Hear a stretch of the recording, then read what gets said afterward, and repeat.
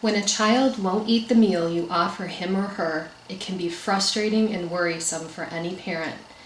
It's common for young children to be picky eaters from time to time. But how do you know the difference between normal childhood pickiness and a true feeding disorder? Childhood feeding disorders involve problems gathering food and sucking, chewing, or swallowing it. They occur when a child does not consume enough food or liquid to receive appropriate nutrition, calories, or hydration. In contrast to typical childhood pickiness, a child with a feeding disorder will likely refuse entire food groups or may be willing to eat only a few types of food. This can result in weight loss and eventually malnutrition. Symptoms of feeding disorders. Children with feeding disorders may demonstrate the following signs: arch their body or demonstrate irritable behavior while feeding, frequently cough, gag, spit up, or vomit during meals, spit out food, take a long time to feed, act as if they are not hungry, refuse different food textures, refuse to open mouth during feeding, hold food or liquid inside of the mouth, or for toddlers only accept food or liquid from a bottle. Theories for feeding treatment. Sequential oral sensory approach. This stems from multidisciplinary intervention programs.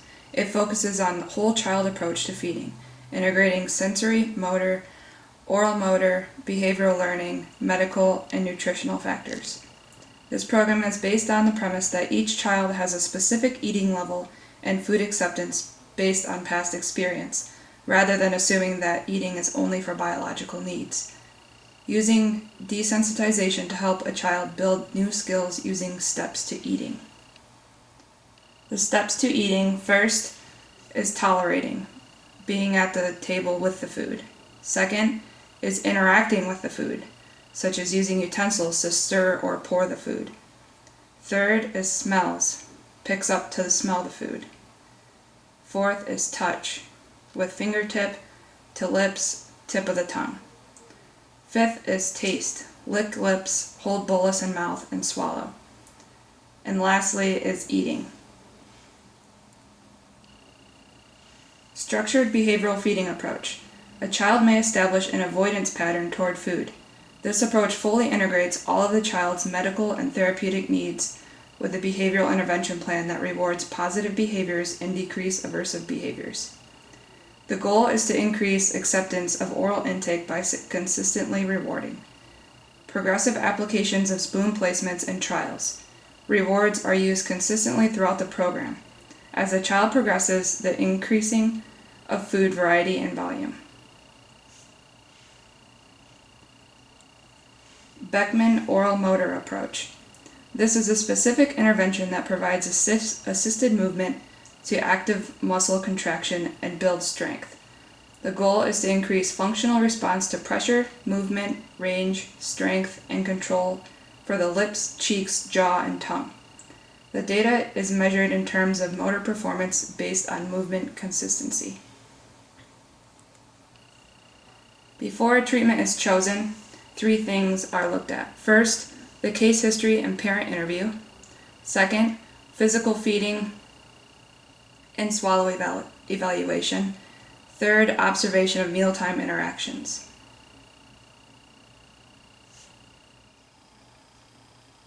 Well, Alex, he's 7 years old and he's in 2nd grade. I mean, he's doing pretty well in school actually, so I'm glad about that.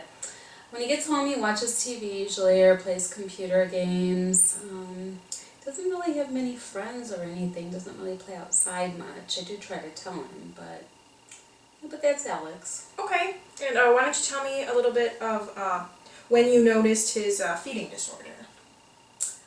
Well, in the beginning he was alright. He bottle fed initially without a problem, and he did do stage 1 and stage 2. Sorry, I wrote some things down if you don't mind. Oh, that's fine. Didn't want to forget to tell you something. Sure. But yeah, he did go up to stage 2 baby foods. The problem started when I tried to give him stage 3. He started gagging and vomiting. It was pretty bad, actually. I see here that he's been treated for his feeding disorder before. Could you tell me a little bit about that experience? Yeah, like when he started, when he was starting to gag and vomit, he was about 18 months old, I did take him to a therapist. And that therapy went on for probably like a year. So he was about a little less than he was about 30 months old when we stopped. We took him for weekly sessions, but they would strap him to a chair and force feed him, so I really began to worry that that wasn't working.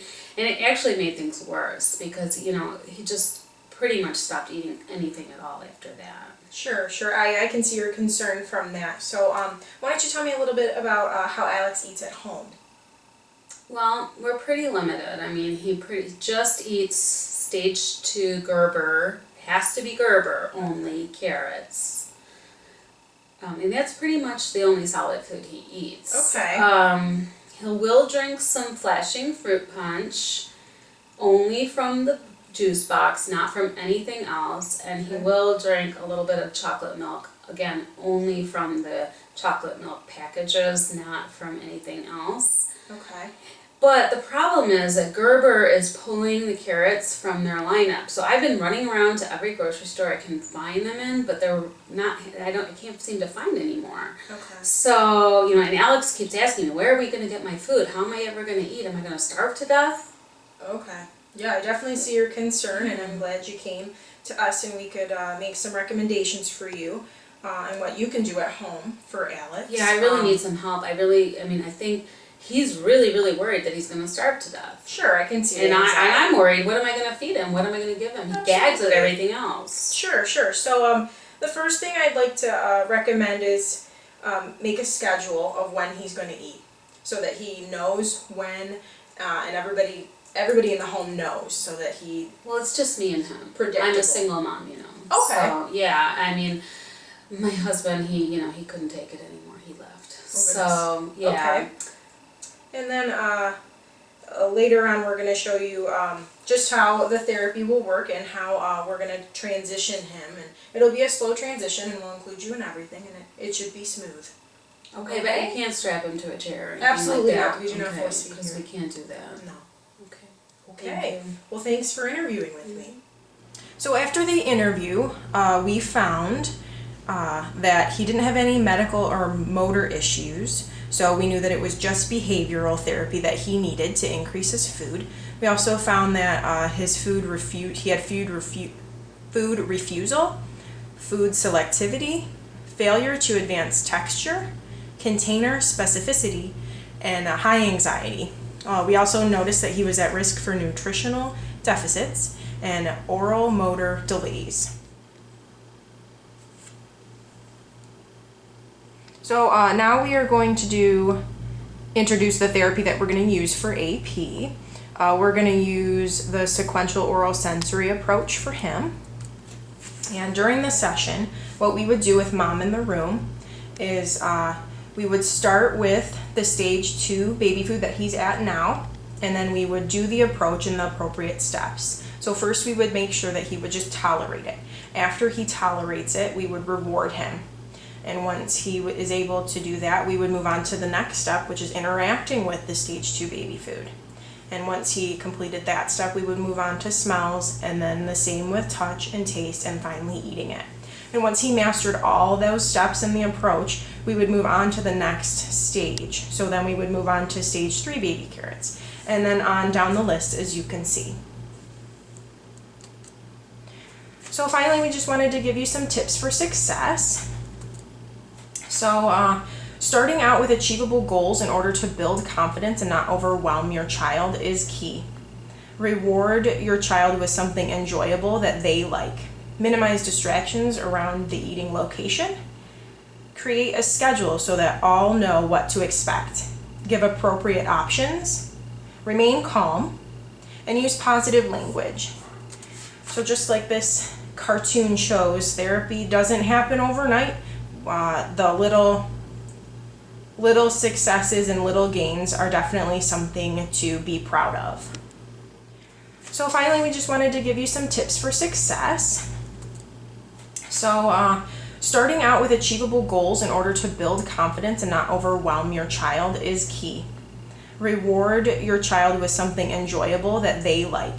Minimize distractions around the eating location. Create a schedule so that all know what to expect. Give appropriate options. Remain calm. And use positive language. So just like this cartoon shows, therapy doesn't happen overnight. The little successes and little gains are definitely something to be proud of. Positive language. So just like this cartoon shows, therapy doesn't happen overnight. The little successes and little gains are definitely something to be proud of.